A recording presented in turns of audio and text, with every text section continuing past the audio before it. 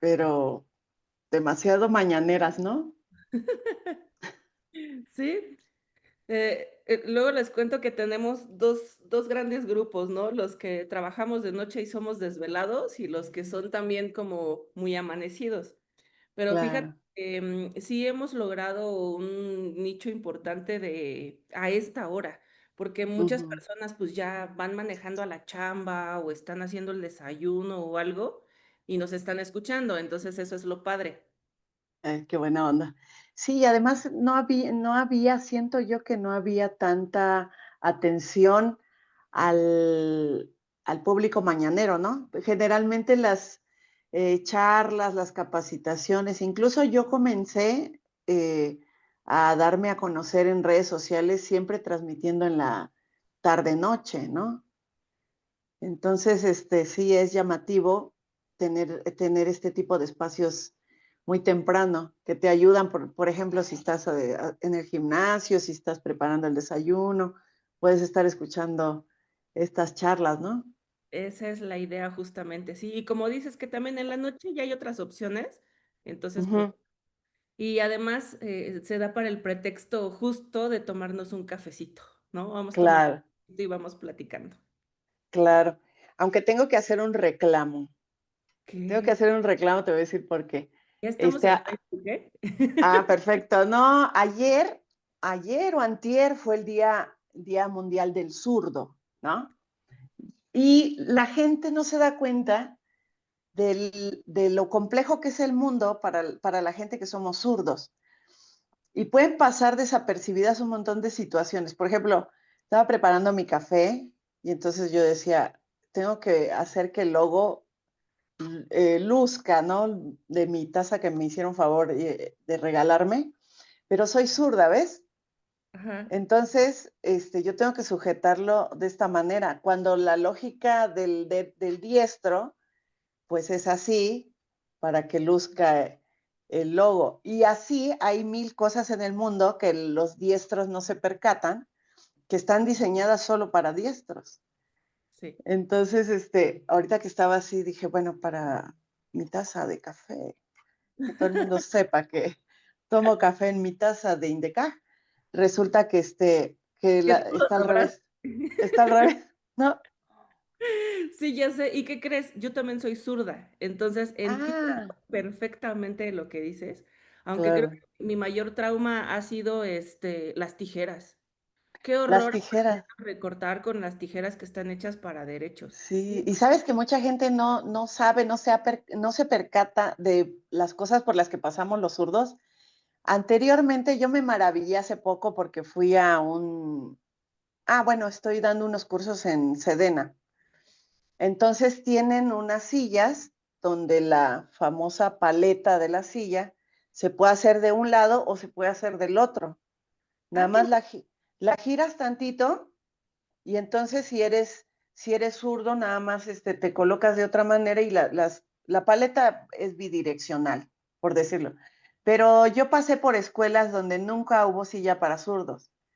Y entonces todo el tiempo estaba con la espalda al aire y recargada mal porque el 99% de los lugares donde estuve siempre pensaron en los diestros, ¿no? Y en la cocina también, hasta para los peladores de papas, que tienen filo solamente para hacerlo, para pelar así las frutas, etcétera, de un solo lado. Increíble, ¿no? sí. Oye, deberíamos de hacer una lista, ¿no? Así como de las por favor, producción, Ajá, vuélvenlas para zurdos. claro. Y por eso en Los Simpson me pareció tan llamativo que tenían un personaje que tenía una tienda para zurdos, Sí, ¿no? Entonces, que te sorprenden, ¿no? buenísimo. Cuando llegan así como de: "Ay, mira todo lo que hay". Exacto. Es como el paraíso del zurdo llegar ahí. Sí las hay, en México sí las hay. Pero no es tan fácil para nosotros estar buscando una herramienta, un instrumento que nos funcione a nosotros. Con Claro. las tijeras me pasaba muchísimo porque le ponen el circulito así para el dedo, ¿no? Pero está pensado en el que corta así, ¿no? Y cuando te la pasas de este lado ya no corta, se te dobla el papel. Increíble. se hace bolitas todo ahí y es frustrante, pero bueno. Así es, Al así menos es. lo que sí te prometo es que la taza, porque es más, o sea, esta está aquí de caja y le falta del otro lado nuestro logo de Café con Derecho, ¿no, Adrián? Entonces, luego Ah, también para los que compraron esta tacita, ver que tendremos tazas de segunda temporada. Ya las estamos preparando para que también ahí prevamos este tipo de cuestiones. de Vale, cuestiones, pensando en los zurdos. Muy bien, muchas gracias. Entonces, por mi reclamo atendido. sí, atendido palomeado, ¿no? Lo Ujú, pasamos al buzón de los de en trámite. exactamente, muy bien. Bueno, mujer, pues muchas gracias. ¿Te parece si damos inicio? Muy Claro, buenos días a encantadísima de todos. la vida. Voy. Pues muy buenos días aquí en Café con Derecho. Hoy arrancamos este jueves 14 de agosto con el aroma de un buen café y un tema que dará mucho de qué hablar. Este tema es análisis del caso Israel Vallarta. Soy Alma Yesenia Peña Hernández y junto a la doctora Marisela Cifuentes te invito a quedarte porque hoy el derecho se sirve caliente y con un shot extra de aprendizaje jurídico.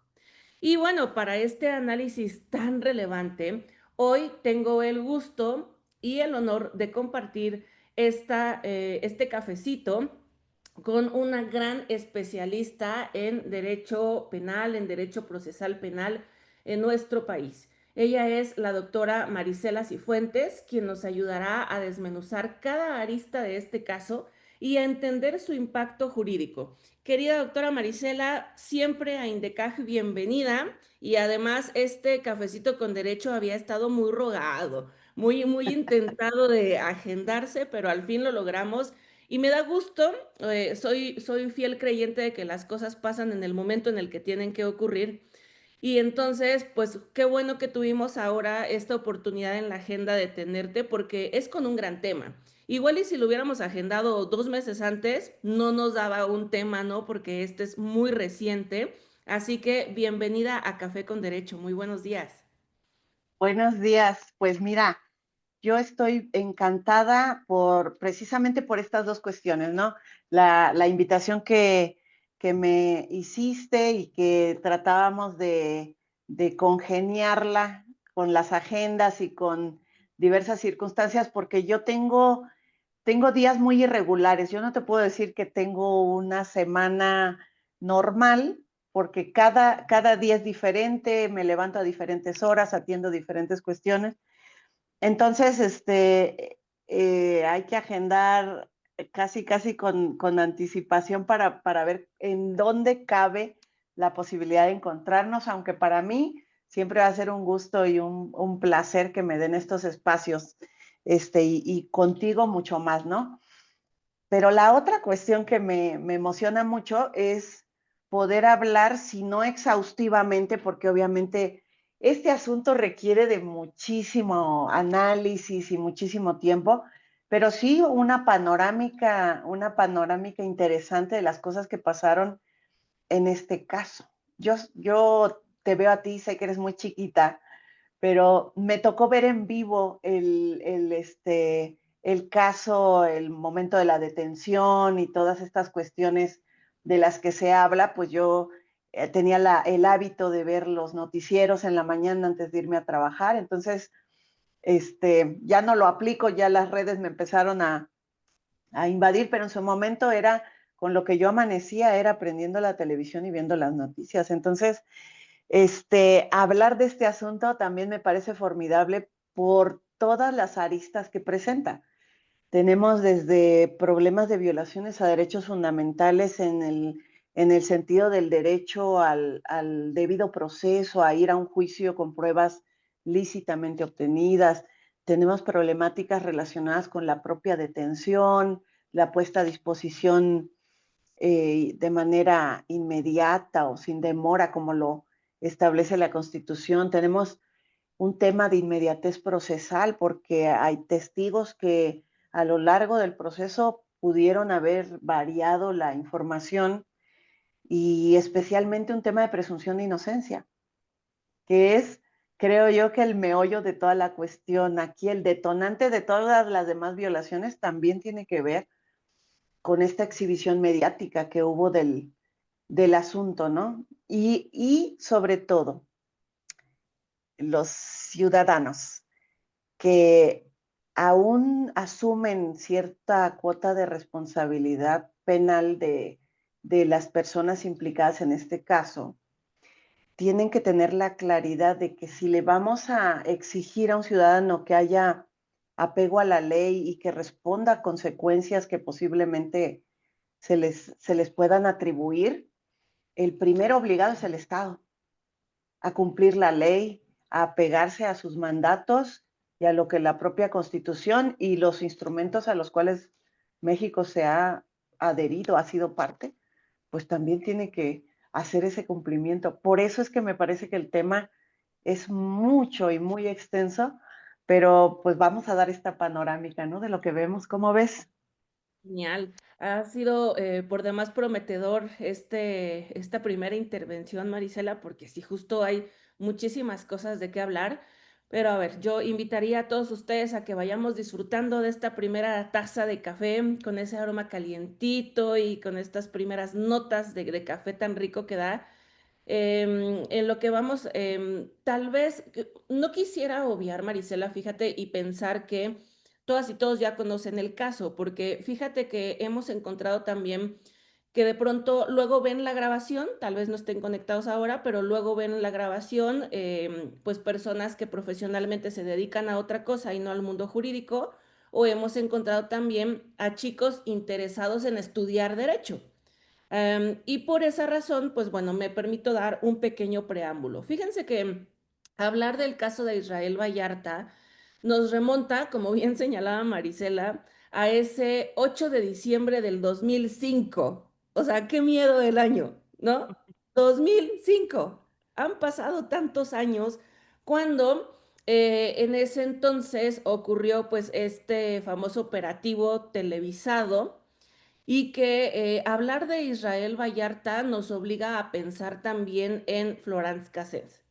Entonces, luego si gustan, en el grupo de WhatsApp que tenemos, les voy a compartir las versiones públicas de ambas sentencias, tanto la de Florence como la de Vallarta, porque creo que vale la pena, ¿no, Marisela, ir haciendo un comparativo de una y otra? ¿Y por qué afirmo esto? Pues porque los dos son detenidos aparentemente por los mismos hechos, en el mismo lugar, el mismo día, pero jurídicamente corren una suerte totalmente diferente.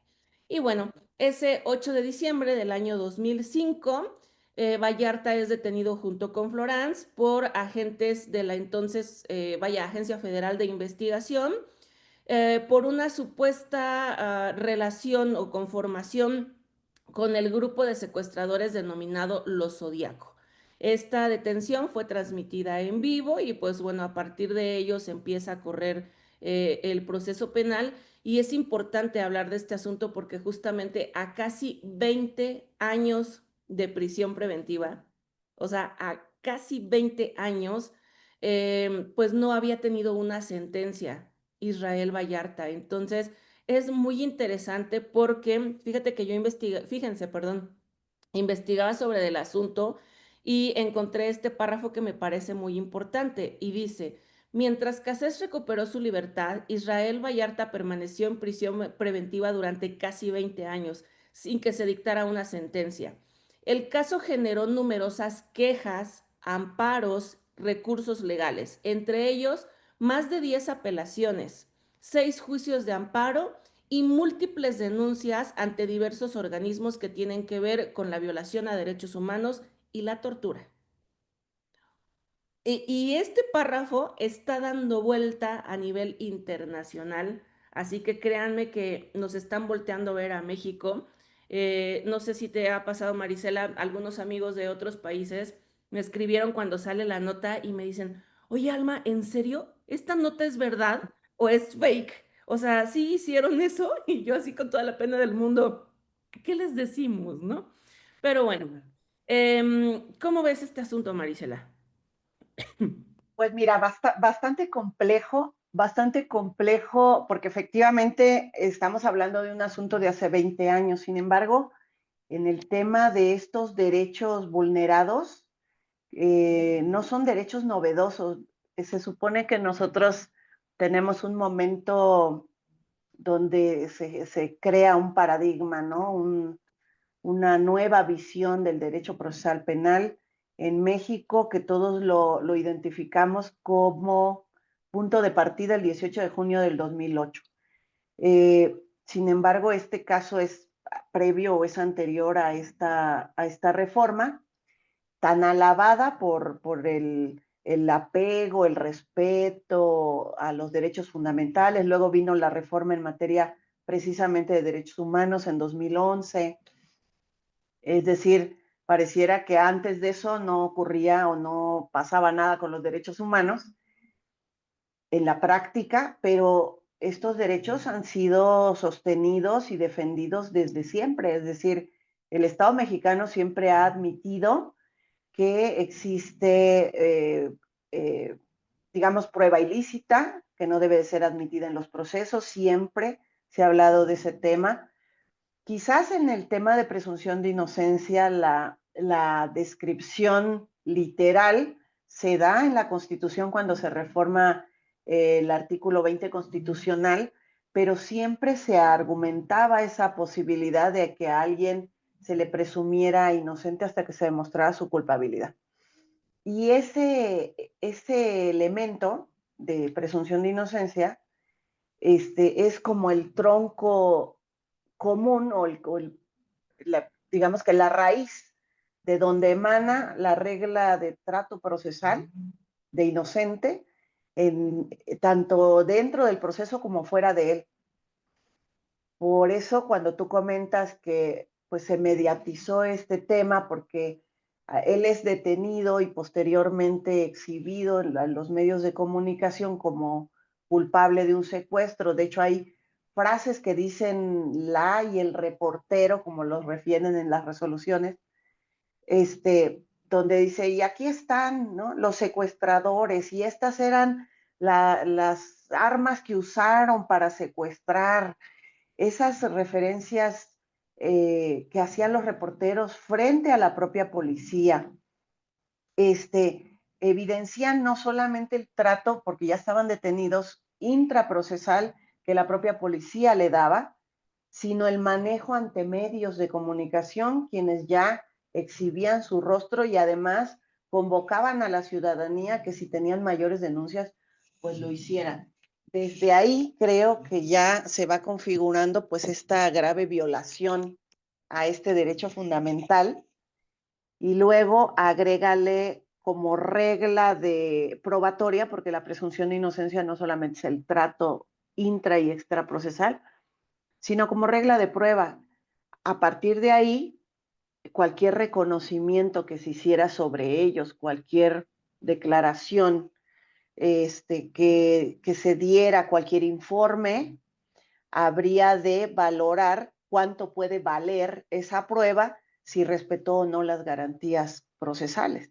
Entonces, ahí tenemos varios problemas. Si las pruebas se obtuvieron después de que fueron detenidos y no fueron puestos a disposición de forma inmediata, cualquier declaración que ellos hubieran dado ya estaba o se encontraba afectada. Es decir, que hay pues muchos problemas de los que más que presumir tenemos que sentir un poquito de pena de que estas cuestiones hayan ocurrido en esa época, ¿no? Sí, ¿Cómo ves? totalmente. Y fíjate que con este análisis también y recordando que, o sea, mucho problema del asunto empieza por la famosa videograbación, pero que por otro lado, yo creo que también si esa grabación no hubiese existido, sería uno de muchos más asuntos, de miles de asuntos, que pasaron también así por muchas violaciones, pero que pues no tenemos esta comprobación para poder decir, miren aquí cómo violentaron estos derechos, ¿no? O cómo se hizo esto mal. Y que por otro lado pensaba ahora que te escuchaba también en estos últimos días, como al menos no, los he invitado en otros cafés con derecho a la reflexión. Siempre es uno de los puntos conclusivos, hacer reflexión de lo platicado. Parto sobre este punto. Creo que hoy en día el hecho de que tengamos teléfonos celulares tan a la mano, que sean una extensión de la mano y que nos querramos poner a grabar todo, nos llevaría al siguiente planteamiento que quisiera me ayudes a contestar, Marisela, sobre todo para las personas que no están en el mundo del derecho. Y es, ¿se pueden grabar las detenciones? ¿O se puede grabar si alguien está cometiendo una conducta inadecuada para no que le clasifiquemos desde ya un delito? Porque hoy en día pues muchos se escudan, ¿no? Como de las libertades y entonces puedo videograbar. Pero ¿en dónde está esa delgada línea de, por ejemplo, estoy en un operativo y lo estoy grabando, pero a dónde violento, como tú decías ahorita, ya tratos procesales y otro tipo de cuestiones? Porque creo que es una rayitita chiquita, ¿no? Que nos pone entre el cielo y el infierno. Claro. Fíjate que yo pienso que la lógica de este sistema de justicia penal es que se presuma la legalidad y la licitud de toda la actuación de las autoridades. En teoría, en algún momento tuvimos que haber puesto este límite en el que la autoridad debe de conducirse con objetividad, con probidad, con honradez, con lealtad a los propios principios institucionales, conducirse como actuantes de buena fe, etcétera, ¿no? Entonces, primero partamos de que esa es una lógica con la que debe de operar el sistema de justicia, creyendo que el policía hace una actuación legal, fundada, legitimado para ciertos procederes. Y en ese entendido, mientras ejerce sus funciones, como las hace con estricto apego a la legalidad, ninguna grabación que se realice al momento de que las ejerce tendría por qué producirle una afectación o menoscabo y al contrario, legitima, incluso confirma o corrobora aquella actuación apegada a derecho. Por lo tanto, sí es posible hacer este tipo de videograbaciones cuando se encuentran en ejercicio de sus funciones, porque además se trata de servidores públicos que deben actuar de frente a la comunidad, ¿no? Mostrando a la comunidad que su proceder es legal. Evidentemente existen ciertas limitantes, limitantes cuando incluyen derechos de terceros, se pone en riesgo la vida, la integridad física, incluso el propio desempeño, ejercicio de funciones. Por lo tanto, la grabación tiene que ser siempre considerando cierta distancia para permitir precisamente, en el caso de los policías, pues que ejerzan correcta y adecuadamente su función. Pero yo creo que el problema sale de control cuando empiezas a diseñar a partir de estas videograbaciones, que en este caso era una videograbación consentida por la propia autoridad. Tan es así que ellos son los que dan acceso a los medios de comunicación para que vayan viendo cómo se lleva a cabo el supuesto operativo. El problema comienza cuando empiezas a diseñar una realidad paralela a lo que realmente ocurrió, porque creo que primero queda evidenciado que era muy irregular la forma en que se estaba videograbando un operativo de rescate a unas víctimas, ¿no? Uno se pregunta cómo se permite que los reporteros ingresen conjuntamente con la policía, luego se ve cierto diseño, ¿no? Como practicado de para dónde tenía que voltear la cámara, una puerta que estaba abierta de la nada se cerró por dentro y entonces el reportero llega y la abre y justo ahí encuentran al famoso secuestrador, como lo refiere el propio medio de comunicación. Entonces, ahí es donde para mí comienza uno de los grandes problemas que se van a sumar a otras historias de las que nos debemos de sentir bastante avergonzados, como es el caso de la Paca, la finca del encanto, el caso Polet y tantos otros donde considero que el Estado mexicano, pues tratando de lavar su imagen, termina enlodándola un poco más. Y quiero no maquillar las palabras, por eso lo digo así con esta literalidad. La imagen de las instituciones de repente se intenta procurar utilizando precisamente los medios que han sido un cuarto poder para poder hablar bien o hablar mal de una institución. Entonces, me parece que esta realidad paralela que se fue diseñando, la misma convierte toda la escenificación en el medio probatorio para hablar de las violaciones a los derechos fundamentales de las personas. No sé si recuerdas que hay una parte, una escena, donde lo entrevistan al señor Vallarta y en ese momento alguien lo agrede o por lo menos se presume esa circunstancia porque dice, usted me pegó, señor, en vivo, es decir, nosotros vimos en vivo una tortura y la consentimos porque 20 años después seguimos hablando del tema y apenas el señor salió, ¿no? Es un Sí, tema. y ese video sigue estando en redes. O Uh sea, -huh. además, sí, basta con que termine el programa y todos ustedes vayan a YouTube a consultarlo y seguro ahí lo encontrarán. Y que creo que este asunto de verdad da para no una taza de café, sino mucho cafecito e ir desmenuzándolo. Así que en este inter te tengo que preguntar también, Marisela, como a todos nuestros invitados, ¿te gusta tomar café? ¿Qué café tomas? ¿O cómo inicia una mañana para Marisela Cifuentes en una taza? ¿Qué se sirve? Bueno, para mí es inexplicable el día sin café, ¿eh? Yo no puedo entender la gente, me parece peligrosa la gente que se levanta y no toma café para enfrentar el mundo porque es lo único que me da un cierto orden y recuperación cuando me levanto en la mañana. Yo no funciono, de verdad, no funciono si no comienzo tomando café en la mañana. Aunque ya después veamos qué vamos a desayunar y todo lo demás. Para mí el tema es obligado, el tema del café.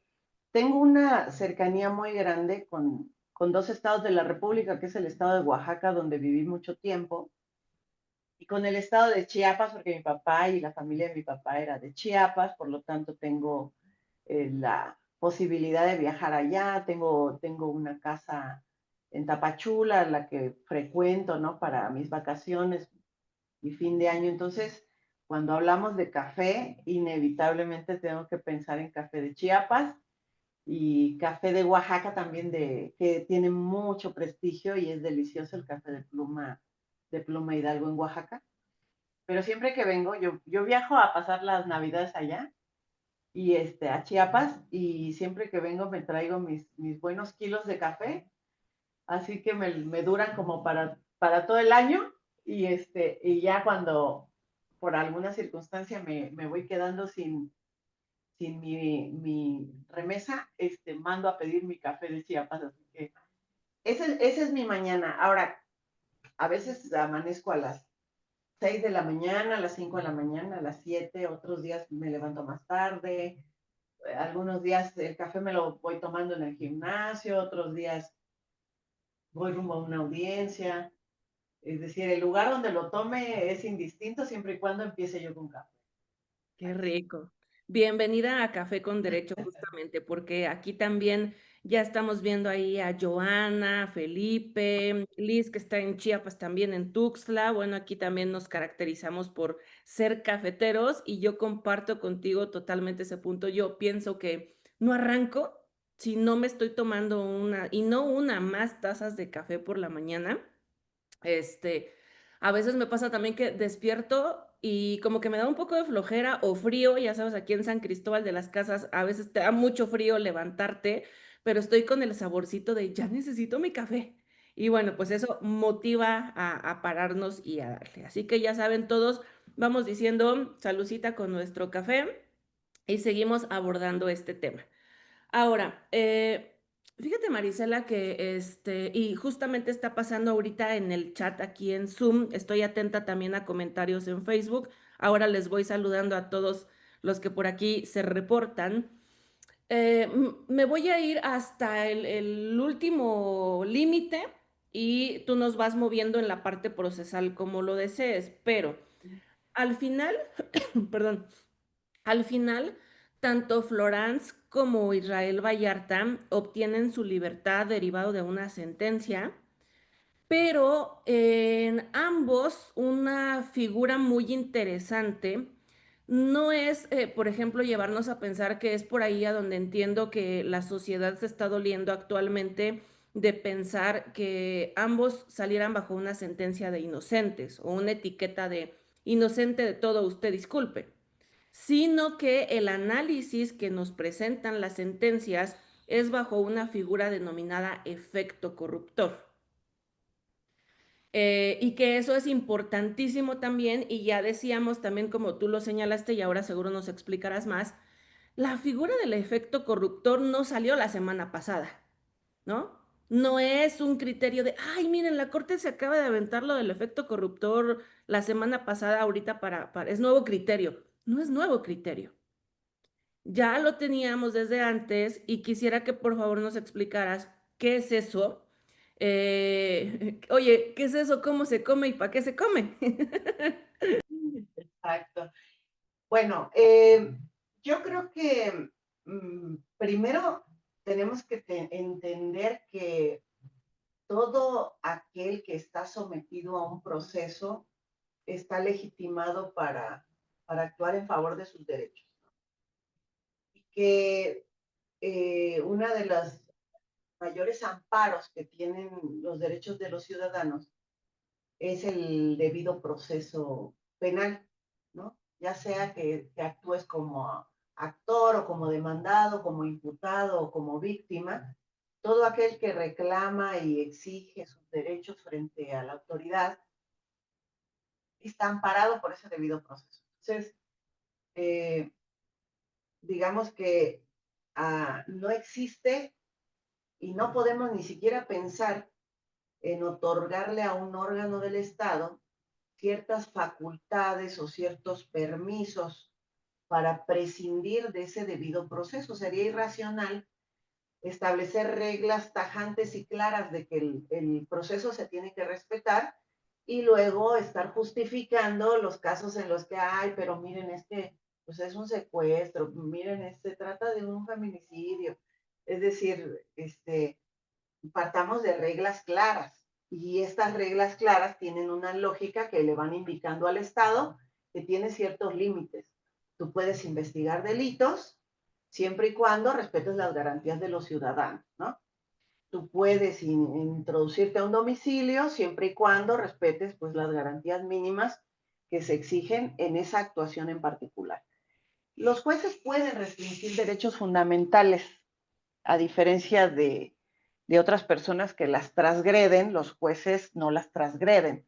Los jueces restringen esos derechos porque las encuentran justificados, han hecho un test de proporcionalidad, ¿no? Para determinar en qué casos amerita entrar a un domicilio y extraer del domicilio a una persona o extraer objetos, o en qué casos se justifica intervenir sus teléfonos, en fin. Digamos que toda la actuación está eh, sobre la base de un debido proceso legal. Me voy a salir un poquito porque quiero decirte algo. Hay un mito que se llama Ulises y las sirenas, que cuenta la historia de cómo los hombres sucumbían al canto de las sirenas y caían por la borda de las embarcaciones cuando las escuchaban. Y en ese mito o leyenda de Ulises y las sirenas, él se ata con unas cadenas al barco para no caer en la tentación, decían ellos en el mito, de sucumbir ante la posibilidad de esos encantos, ¿no? Para nosotros, en este sistema, la Constitución tiene que ser ese faro brillante, ese barco del que se sujetan con cadena todos los operadores del sistema de justicia y todos los ciudadanos para no sucumbir a la tentación de violar derechos fundamentales. O sea, si hacemos una comparación entre aquel mito y lo que nos pasa en la realidad hoy con el tema del debido proceso y el respeto a los derechos, eh, nuestro barco más importante es la propia Constitución. Y la Constitución contempla derechos humanos que la misma ha reconocido, pero también la Constitución nos remite a que respetemos derechos fundamentales que hemos admitido en otros instrumentos internacionales. De tal suerte que cualquier transgresión puede traer como consecuencia que las pruebas que se obtengan de esas malas actuaciones no puedan introducirse al proceso. Pero vamos más allá todavía, y ahí es donde entra la figura del efecto corruptor. Imaginemos que se desencadena de la legalidad la policía, de ese barco al que debe de estar sujeto, se desencadena y entonces decide, en aras de hacer justicia, violentar derechos de los ciudadanos. Y entonces empieza a practicar reconocimientos en la vía pública, diciendo, a ver, díganme si este que está aquí parado ha cometido otros delitos, miren al delincuente fulano de tal, y empieza a hacer este tipo de acciones. Cito esto, por ejemplo, nada más. Pues evidentemente al desatarse de esa cadena, está dañando derechos fundamentales y está trasladando el centro de gravitación, que debe de ser un juicio justo, lo está trasladando a la vía pública. Ese cambio de gravitación, de darle la oportunidad a un juez imparcial, objetivo, de juzgar a una persona y determinar sobre su culpabilidad o inocencia, ya se vulneró porque se trasladó a la calle. Aunque un juez después los reconozca inocentes o por lo menos no pueda fincar su culpabilidad, para cientos de ciudadanos, esos seres humanos ya serán culpables y ya serán señalados como los secuestradores. Algo parecido ocurre con casos como el de Vallarta, en donde la gente dice, sí, pero eran secuestradores, solamente se fueron porque la policía no actuó adecuadamente, pero secuestradores son, me parece que la única verdad que hemos enarbolado siempre es la verdad que define un juzgador dentro de un proceso. Y en este proceso no hubo ningún pronunciamiento sobre las acciones relacionadas con el secuestro propiamente. Una vez que se viola ese derecho fundamental, que se recolectan pruebas de manera ilícita, se practican otros actos adicionales y ese efecto se llama efecto corruptor, es decir, es un efecto que corrompe lo demás porque no podremos saber realmente lo que ocurrió a partir de la violación primigenia, porque pues lo señalaron públicamente en un medio de comunicación masivo, le dijeron secuestrador y luego ahí mismo junto a él estaban las víctimas y les preguntaban sobre ellos. En un principio hay una víctima conocida como testigo 2 en una de las resoluciones que dice, yo no los vi, no recuerdo, no escuché sus voces, no sé ni quiénes eran. Y tiempo después, ya dice, sí, la reconozco a ella, me acuerdo de su acento, tenía un acento así. ¿Por qué? Pues porque ya fueron presentados como culpables ante los medios de comunicación. Y hay otra cuestión adicional. Al ser exhibidos como culpables en los medios y al volver esto un medio digamos, un hecho tan mediático, tampoco tenemos garantía de jueces imparciales, que eso también nos lo exige la Constitución. De hecho, hay un caso, que habla de este aspecto. Déjame ver si tengo anotado el caso de Cabrera García y Montiel Flores contra México, en donde se hace alusión a que la presunción de inocencia también tiene implicación en los juzgadores, es decir, el derecho que tienen a que los jueces vayan sin ideas preconcebidas a este proceso, lo cual imposible que ocurriera porque en la etapa, en el estadio, en la época, todo este asunto se volvió sumamente mediático. Claro, y es que no le puedes decir a las y los jueces, no vean noticias, no tengan Facebook, no se conecten a nada o ya casi no hablen con nadie, ¿no? Ujú, Que de imposible. pronto, sí, creo que alguien me había hecho el comentario, no recuerdo, justo, por ejemplo, creo que de ahí volteamos a ver, está bien, voltear a ver películas y series siempre y cuando utilicemos bien, ¿no? La idea que nos están lanzando, o voltear a ver también en otros países que, por ejemplo, tienen sistema por jurado, se entiende ahora que a ellos los alejen, ¿no? El tiempo que van a deliberar, el tiempo que va a durar el juicio y estas cuestiones, pues están alejados, no pueden ver la televisión, no pueden tener teléfono y eso para cuidar justo lo que tú nos estás comentando, porque Creo que, si de verdad, o sea, esa cabecita la contaminamos como ocurrió en este caso, vaya reto de motivación que tendrían que hacer al momento de emitir, pues, su fallo, ¿no? Porque creo que dentro de la cabeza el ratón estaría diciendo: "Oye, pero vi el video. Oye, pero tiene esta etiqueta. Oye, pero la". Y por otro lado, como tú lo has comentado, yo, pensando como jueza, ¿no? Yo desahogué este juicio y vi que las pruebas no me dan y la acusación no alcanzó y no hay pruebas suficientes o lo que sea. Entonces, tienes una dualidad bastante complicada, porque te han hecho creer, te han metido ideas a la cabeza de versión A, cuando enfrente, como tú bien lo señalabas, jurídicamente, probatoriamente, pues tienes W, o sea, súper alejados, ¿no? Ujú, es correcto. Fíjate que son dos cuestiones bien interesantes. Un juez que, mm, que vio los medios de comunicación y que de alguna manera pues se ve influido o influenciado por esa circunstancia, este, no te lo va a decir en una resolución, ¿no? Evidentemente. Máxime que en este caso, si recuerdas, se hace la famosa realidad alterada o la realidad simulada, a través de esa recreación, ¿no? De entramos, liberamos a las víctimas y agarramos a los secuestradores aquí mismo. Tiempo después salen precisamente las autoridades, directores de la AFI y el subprocurador de aquella época, muchos dijeron, bueno, pero ¿por qué permitieron que los medios grabaran en vivo, poniendo en riesgo incluso un operativo donde podían poner en riesgo hasta las propias víctimas, al permitir pues que anduvieran ahí los reporteros grabando y haciendo de todo, ¿no? Y manipulando evidencias, etcétera.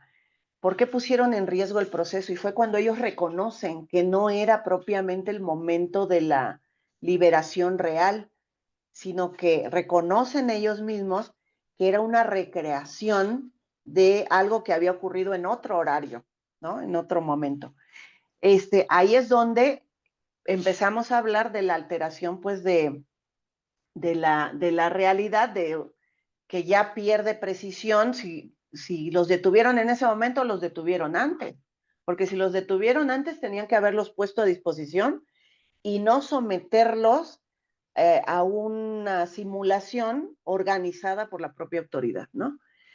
Entonces, muchos juzgadores dentro de las causas de Vallarta, del señor Vallarta, en las distintas apelaciones y recursos también que interpuso Florence, señalan muchas autoridades, yo no tomé en cuenta la recreación, ¿no? Dicen ellos, porque no se está tomando en cuenta la videograbación del programa ni lo que ocurrió en ese momento para su juzgamiento. Por lo tanto, no se les viola los derechos fundamentales.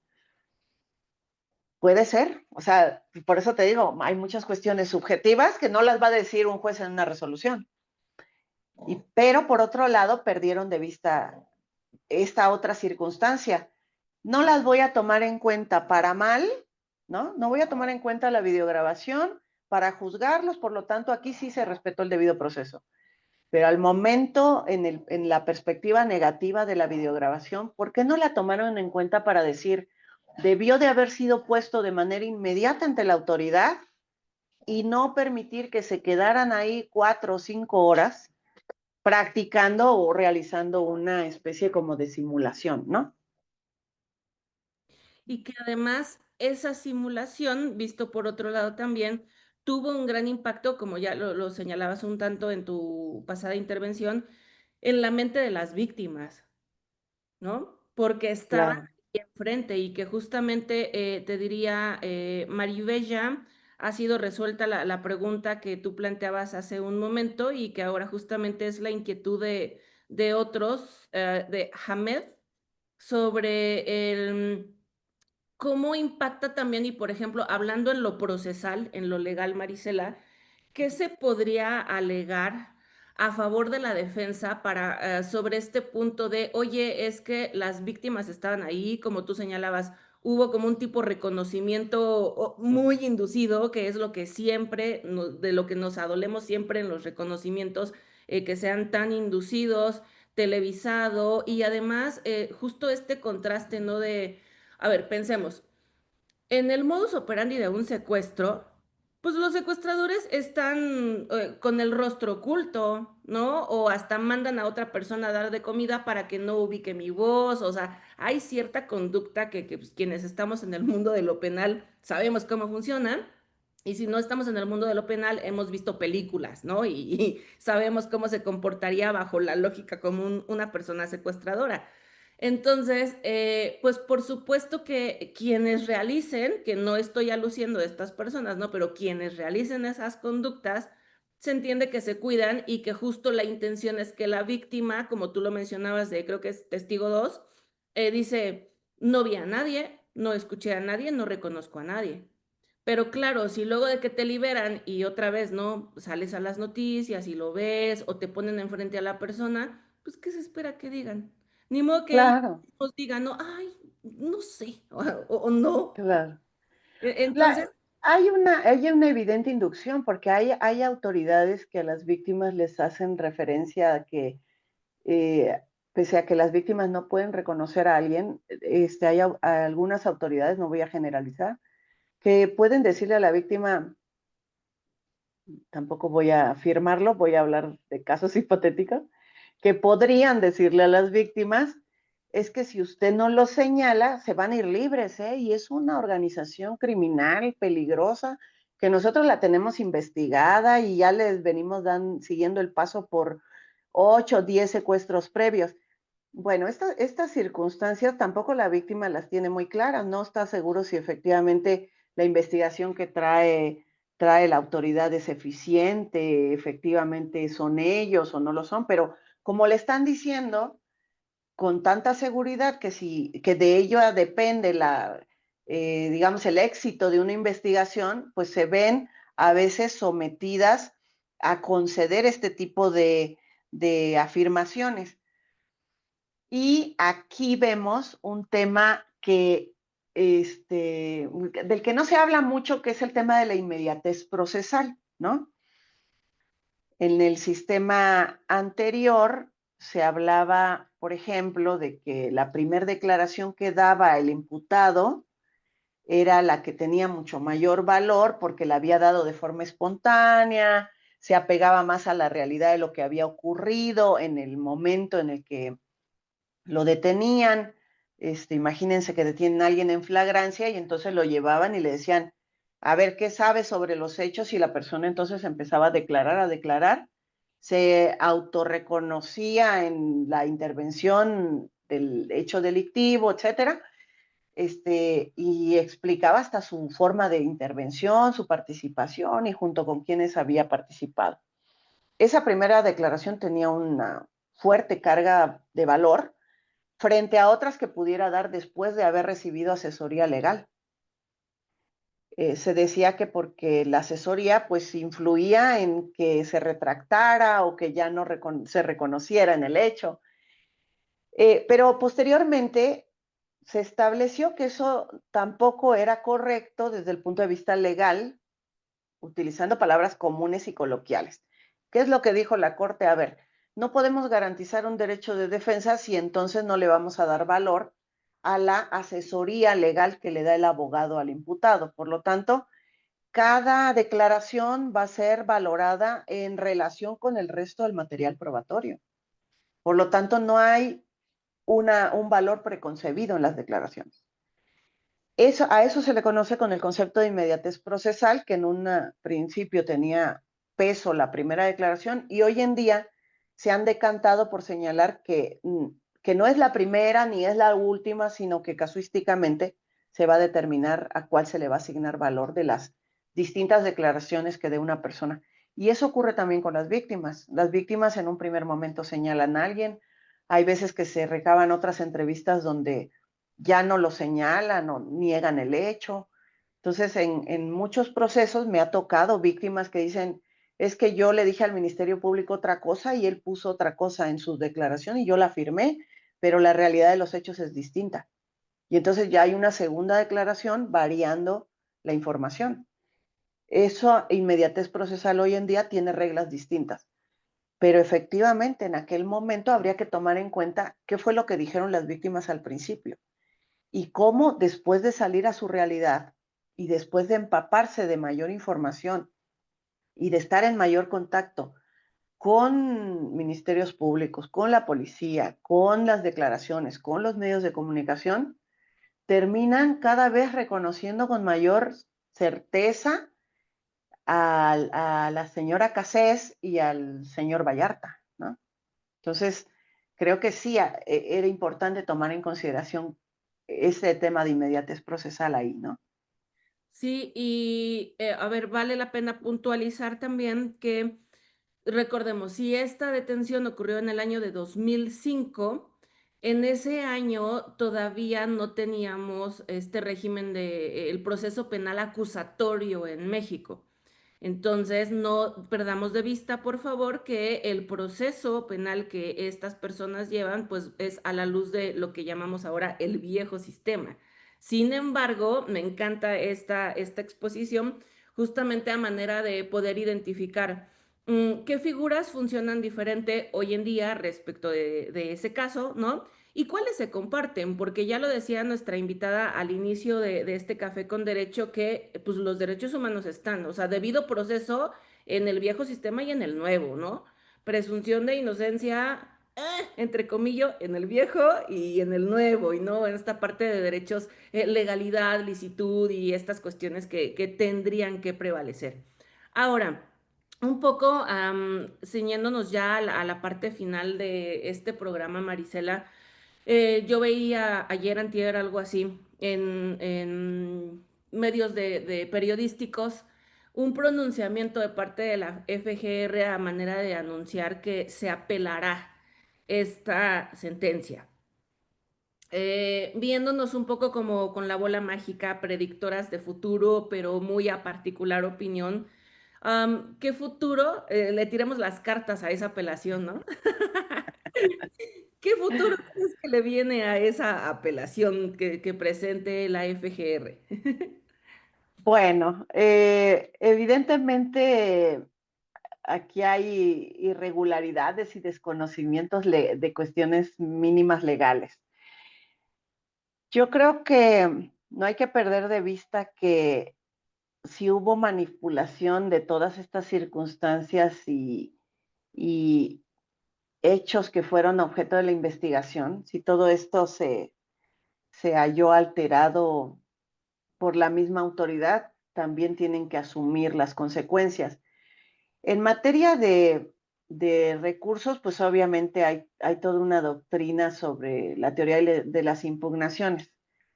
A mí me gusta explorar estos temas también desde el punto de vista de teorías y doctrinas sobre el punto, pero nadie puede invocar en su favor su propia torpeza, dice un muy conocido criterio, ¿verdad? Nadie puede argumentar en su favor sus propias deficiencias, defectos y pues su propia torpeza. Así lo dice el aforismo en latín, ¿eh? Nadie puede argumentar en su favor su propia torpeza utilizando este término. Y esto significa que para poder impugnar y para poder dolerte del agravio que te producen ciertas determinaciones o ciertas resoluciones, tú no tienes que haber sido el causante o el provocador precisamente de esa decisión. En este caso, con independencia de que proceda o no proceda interponerlo y sea atendida a cada uno de los agravios que pudieran plantear, creo que este principio, que es principio general de la teoría de las impugnaciones, ya desde ahí le va a dar con un tubazo en la cabeza a las instituciones que aleguen, que se duelan de una resolución cuando ellos fueron los encargados, pues, de ensuciar su propio proyecto de investigación y acusación de ciertas personas que ellos estimaban responsables. Es decir, en resumen, no se puede argumentar que la decisión les juega en contra cuando ellos provocaron las mismas violaciones que son la base fundamental por la cual se alcanza pues una sentencia absolutoria. Claro. Y justo hablando también del tema de responsabilidades, ¿qué crees que venga ahora también a manera de que, porque así entiendo que lo ha anunciado un tanto Israel Vallarta en ciertas entrevistas que ha dado sobre, y bueno, y hablando no solo de Israel Vallarta, sino también yo creo que de muchos otros imputados, personas imputadas que tenemos en México, a donde han pasado tantos años en prisión y luego salen, ¿no? Sin un usted disculpe. Ujú, Entonces, ¿qué, qué le queda a mano a las personas imputadas en estos casos, ¿no? O sea, de decir, tú, Estado, me tuviste 20 años en prisión, tú eres responsable de un montaje, tú hiciste esto, tú el otro, o sea, toda esta serie de, este checklist de violaciones que ya nos compartías en la parte inicial del Café con Derecho. ¿Qué responsabilidad tiene el Estado ante casos como estos? Y que va, sabes que me gusta mucho y lo quiero remarcar, tú lo habías dicho hace un rato. Creo que hoy en día hay muchas fiscalías en México, varias, que no aprenden y al menos yo he notado un retroceso en la parte de que otra vez están exhibiendo a las personas detenidas. Hacen pésimas detenciones, las exhiben en todos los medios habidos y por haber, o sea, nada más falta que en la revista de Condorito también publiquen tal persona detenida por tal cosa, y luego llegas, lo que la gente no da seguimiento es que en la misma audiencia inicial esas personas están afuera porque la detención fue ilegal, porque les violentaron derechos o porque vamos avanzando y en algún momento se nota que esas personas están en libertad. Entonces, ¿cómo podríamos mandar también ahora un mensaje de, oigan, cuidado porque hay responsabilidad cuando se ujú. actúa mal? Claro. Fíjate que no solamente es un tema de responsabilidad genérica del Estado, sino también en lo individual y en lo particular. Es decir, cada uno de los intervinientes, en la medida de su participación y de las funciones que desarrolló, por ejemplo, en este simulacro de, de la supuesta realidad, tendrá que responder por las acciones emprendidas a manera pues de fallas o de faltas a los propios reglamentos y protocolos que los regían de forma individual. De manera genérica, el Estado tiene un deber frente a los ciudadanos y ese deber va desde el eslabón más débil, que a veces suele ser el primer respondiente, no lo digo en el mal sentido, sino porque pues él es el primero que reacciona frente a un hecho y después viene todo un aparato organizado que es el que se encarga de construir toda una investigación. En términos generales, el Estado tiene que responder también contra estas fallas sistemáticas que hubieron en muchas causas.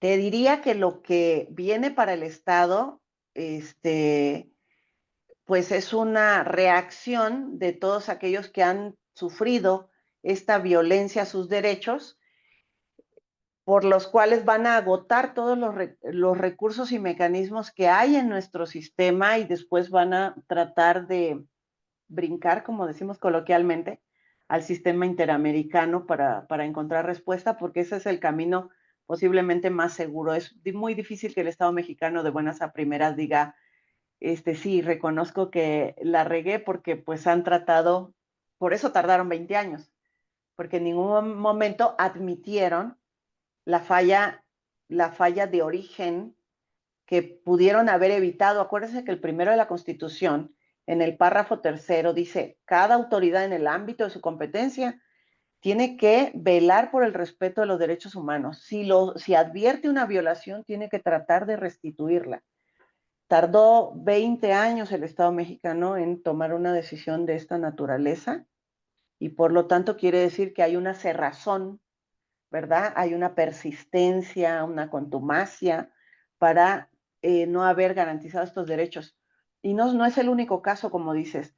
Tuve oportunidad y tengo oportunidad de tener contacto, por ejemplo, con García Rodríguez Daniel, del famoso caso García Rodríguez, con los abogados de Sonpax Teletec Pile, con quienes he platicado mucho del tema de la prisión preventiva, porque son casos como el del señor Israel Vallarta, en donde pasaron años en prisión preventiva sin que tampoco eso se tuviera en consideración al momento de reivindicar estos derechos. Viene un camino muy largo. El Estado mexicano se protege muchas veces porque fíjense que las declaraciones y las palabras no son inocentes en las resoluciones. Nunca dicen fulano de tal es inocente, si no se pudo demostrar su culpabilidad, ¿no? Y trabajan sobre la línea de la duda. Y cuando trabajan sobre la línea de la duda, no reconocen su responsabilidad. No es lo mismo decir tal persona es inocente de los hechos que se le atribuyen, con lo cual el Estado asumiría la responsabilidad de que se violaron todos sus derechos desde la investigación hasta la sentencia, a decir no se pudo comprobar y entonces de alguna manera se justifica que hubo una investigación que llevó a este resultado. Entonces, ese es, digamos, el candado de protección que tienen las autoridades al hacer este pronunciamiento, ¿no? Interesante, sí, esa dualidad, ¿no? O sea, por un lado tengo esto, pero a la vez, como dices, es el mismo candado que me ayudará a hacer otras cosas. Y bueno, se me ocurre ahora que creo que de pronto podríamos, tal vez, no sé, jugar argumentativamente con el principio de debida diligencia. Porque si bien es cierto, o sea, habrá que ver con qué caudal no alcanzó, ¿no? Como dices, ¿no? No alcanza Ujú. para tomar la decisión, para colmar el estándar de prueba, pero entonces tendríamos que voltear a ver también otra vez la responsabilidad de las instituciones en hacer investigaciones adecuadas, en que todo ese momento de obtención probatoria pues sea eficaz, eficiente, para que me alcance al momento final. Porque si no, también Claro. sería súper irresponsable estar diciendo, pues no alcanzó, ¿no? Ujú. Tampoco se trata. Claro. Y ahí estamos omitiendo algo que me parece súper importante porque lo mencionaste hace rato. Y las víctimas, si es que existen, a quien tienen que hacerle el reclamo, no es a Israel Vallarta, no es a los abogados de Vallarta, no es a la juez que dictó la resolución, es a las autoridades que en el caso de que estos hechos hubieran sido ciertos, enlodaron el proceso y les impidieron obtener justicia, pero no es a los que resuelven. Sí, sí, sí. Esa reflexión es muy interesante también porque luego nos equivocamos, ¿no? O sea, he notado también en este último periodo que hay muchas, esto es muy lamentable, hay agresiones contra los abogados defensores, ¿no? Y nos reclaman, es que ¿por qué defiendes, no sé quién sea, ¿no? Pero por ejemplo pensar, ¿por qué defendiste a Israel Vallarta? O Marisela, ¿por Ujú. qué defiendes a Pepito? O Alma, ¿por qué defiendes a Juanita? Porque soy defensora, ¿no? O sea, y el Claro, hecho de que yo sea defensora de esas personas no me claro. hace ni secuestradora, ni la que robó, ni la que cometió en sí la conducta, ¿no? Entonces creo que Así es, y somos medio, ¿eh? No somos el fin en sí mismo dentro del proceso. Nosotros somos un medio para presentar un caso porque hay una persona que técnicamente nos contrata precisamente valorando nuestras capacidades técnicas. Yo siempre digo, soy una especie de contadora de historias dentro de los procesos. A mí dame las herramientas y dime qué historia quieres que yo lleve ante el tribunal y yo la película la pintaré con los más grandes recursos si me das los recursos para presentarla. Es como cuando te contratan para construir una obra, un edificio. Bueno, si me das nada más una carretilla y una pala, pues voy a tratar de hacer lo que pueda con ello. Pero pues si me traes toda una infraestructura, con muchísimo gusto paramos una torre, ¿no? Pero solamente somos ese medio, no tenemos, incluso creo que la mayoría de los abogados, no me dejará mentir, no cobramos por resultados. Los abogados no pedimos honorarios por resultado, cobramos por el asunto, por lo que hacemos dentro del asunto. Y para eso, o sea, hasta llevamos pro bonos, ¿no? O sea, Ujú, claro, para fortalecer tu punto. A veces nos apasionamos tanto en eso o es justamente ese fin de querer ayudar y de hacerlo bien, que seguramente muchos de los que estamos ahora en conexión hemos llevado más de, creo que tú, más de uno, muchos asuntos pro bonos, ¿no? Entonces, claro, sí, muchísimo. no es el querer volverse millonario por tomar un asunto. Así es Y correcto. justo vean como pues, señala nuestra invitada especial en esta expresión de somos el medio y como habíamos advertido al inicio de este café con derecho, pues este tema da para mucho análisis, para platicar de muchas cosas, para hacer mucha reflexión.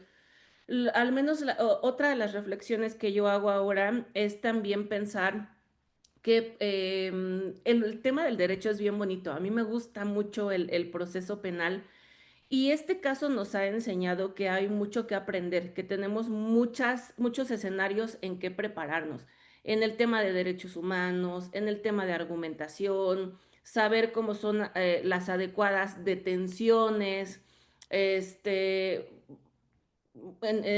las etapas también, en el proceso penal, bueno, muchísimas cosas. Y por eso, aprovechando tu acompañamiento en este programa, Marisela, quiero compartir esta imagen para las personas que nos están sintonizando esta mañana e invitarles, porque estamos abriendo periodo de inscripción para nuestra maestría en Derecho Procesal Penal, justamente en INDECAJ y que quiero presumirles que pues la doctora Marisela Cifuentes es parte de nuestro claustro docente. Si ustedes se inscriben a esta maestría, seguro la encontrarán a ella en distintas materias impartiendo clase. Y esta maestría inicia el 8 de octubre. En este caso, les presentamos la opción de horarios días miércoles de 6 de la tarde a 10 de la noche en una modalidad totalmente virtual. Pero también quiero que sepan que tenemos sesiones de fines de semana en otros horarios y pueden contactarnos para ahorita no saturarles como con tanta información sobre esto, pueden contactarnos por redes sociales o al WhatsApp para darles mayor información. Y es que justamente creo, para digamos tener una reflexión bonita también, Marisela y público, como ven, pensaba ahorita. Creo que quien podría, tal vez, quien podría estar contento de esta resolución y podríamos dar así como que la fanfarria y la palomita, es pues tal vez pensar para el lado de la defensa, ¿no? Y decir, se gana en este asunto porque es mucho de lo que combatimos, porque ya lo decía, el caso de Israel Vallarta lamentablemente no es el único en nuestro país en una situación así. Y aclaro, no solo en el sistema anterior, ya estamos teniendo casos de sistema acusatorio a donde tenemos a las personas en la parte procesal, en prisión preventiva, sin que el asunto avance, también con problemas de la detención y este tipo de cuestiones, y ahí están como ya empiezan a alargarse, ¿no? O sea, así que creo Ujú, que esto se los digo de corazón, cuando yo veo, digo, sin caer en el todogano, cuando tal vez Marisela Cifuentes, Felipe, Jorgito, saludos a Veracruz, o sea, todas las personas que están aquí conectadas y que de pronto yo veo en sus Facebook que postean como hoy logramos ganar este asunto en este sentido y sobre todo cuando nos comparten después de tanto picar piedra, pues claro que da gusto para cuando somos colegas, ¿no? Aclarando, sin recaer en los ujú. todoganos, que como, hoy como dices Marisela, una audiencia diferida más, pero te lo pido de manera distinta. No me refiero a esos, ¿no? Sino a ese gusto que sí da cuando una colega o un colega logra un éxito Ujú. jurídicamente hablando, ¿no? Pues yo creo que sentimos que ganamos todos.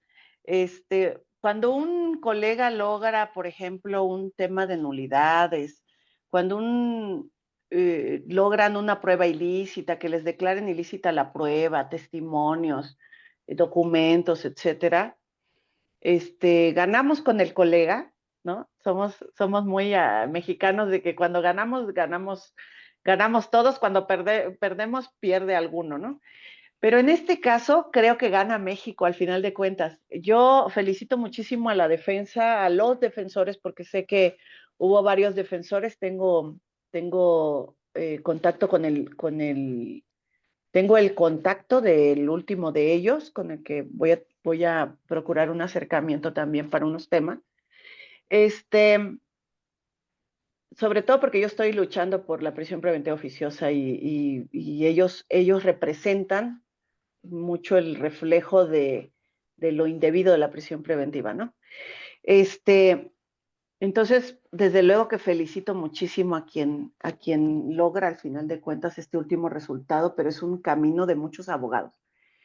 Y también comentar que México gana porque por este tipo de asuntos es que empezamos a establecer límites y restricciones más fuertes. Por eso yo decía, la Constitución tiene que ser esa cadena que nos ata para no caer en desvaríos, más allá de que digan, bueno, pero y si fuera responsable y si sí lo hizo, pues para mí, yo no pierdo de vista que tenemos una constitución que nos mantiene lúcidos, sabiendo que no se van a permitir ningunas irregularidades dentro del proceso que ataquen los derechos fundamentales. Y comentar algo, este asunto, si pudo haber tenido un resultado completamente diferente, si alguien hubiese tenido la suficiente fuerza y pantalones para haber calificado de ilegal una detención. Es decir, pudieron haber calificado de ilegal la detención en un sistema como el que hoy tenemos, habría permitido la posible investigación del hecho de forma más correcta, declarando nulidad y construyendo una investigación buena desde cero. Pero una vez que ya se dictó sentencia, con todas estas irregularidades que trajeron arrastrando por el principio de non bis in idem, pues ya no se puede volver a investigar a una persona por los mismos hechos. Entonces creo que también hay responsabilidad por esa parte, porque de entrada, insisto, hay mucha cerrazón. Quisieron llevar esto hasta las últimas consecuencias con todo y los defectos, con toda y la irregularidad, la tortura, la no puesta a disposición, la violación a la presunción de inocencia, la mediatización, todo lo que dijimos el día de hoy. Y hay muchas cosas más que platicar del caso, pero obviamente los tiempos, ¿verdad? Sí. Pues te agradezco mucho el que nos compartas, el que nos permitas aprender de ti y que hagamos esta reflexión en este tiempo cortito, en este cafecito con derecho, pero que justamente considero que hemos cumplido con el objetivo de este episodio, porque como todos ustedes saben, esto no es un curso y justamente en el tema, vaya, utilizando la metodología de análisis de caso práctico como es el que hoy citamos, podríamos aprender de muchos temas, pero para eso evidentemente necesitamos de muchas más horas de desarrollo de las ideas. Yo agradezco a todos ustedes, particularmente en Zoom, porque fíjate, Marisela, que hemos logrado hacer un grupo bien bonito a donde los invitados citan un caso y ellos se ponen a buscar la tesis y la teoría y este tipo de cuestión y nos vamos aquí compartiendo material. Y pues eso Excelente. nos hace muy bonito para que también nosotros sigamos repasando sobre de esto y pues nos quedemos con tareas, con reflexiones para pues poder aprender más. En ese sentido, nos pasamos ya un poquito, 9:15 de la mañana, entonces qué rico que se haya ido es poquito más de esta hora con más de una taza de café y con este aprendizaje. Y pues antes de dar el cierre formal de este episodio y que seguramente luego te estaremos contactando también para hacer más cafecito con derecho. Te comento, te mandan muchos saludos en Facebook, luego si puedes darte una vuelta por ahí. Y aquí en Claro. Zoom varios te felicitan y mencionan también que les ha sido de ayuda tus libros sobre nulidades y que han podido aplicar esas cuestiones en asuntos que han tenido y te mandan el agradecimiento. Qué bonito. Ay, muchas gracias, qué padre, porque pues uno diseña y crea y aporta, pues desde luego con la expectativa de que tenga efectos en la vida práctica, ¿no? Cuando alguien me comenta que obtuvo resultados y que le sirvió lo que yo aporto, desde luego que se vuelve el motor para los siguientes aportes. Así que aquí voy a estar siempre que pueda y me permitan aportarles algo útil. Genial, pues muchas gracias. Ya sabes que Indecaja es tu casa. Cris te Gracias. manda muchos saludos. Anda ahora ocupada en una cosa que no le permite la conexión, pero te manda muchos saludos y el agradecimiento también por estar acá. Y pues bueno, quiero agradecer a todos. Me alegra mucho también que cuando se van reportando por Facebook o por Zoom, nos escriben desde qué ciudad nos están sintonizando y cada vez estoy más contenta y más impresionada de saber que estamos llegando a muchos rinconcitos. Así que ya saben, siempre lunes y jueves, episodios de Café con Derecho. Muchas gracias.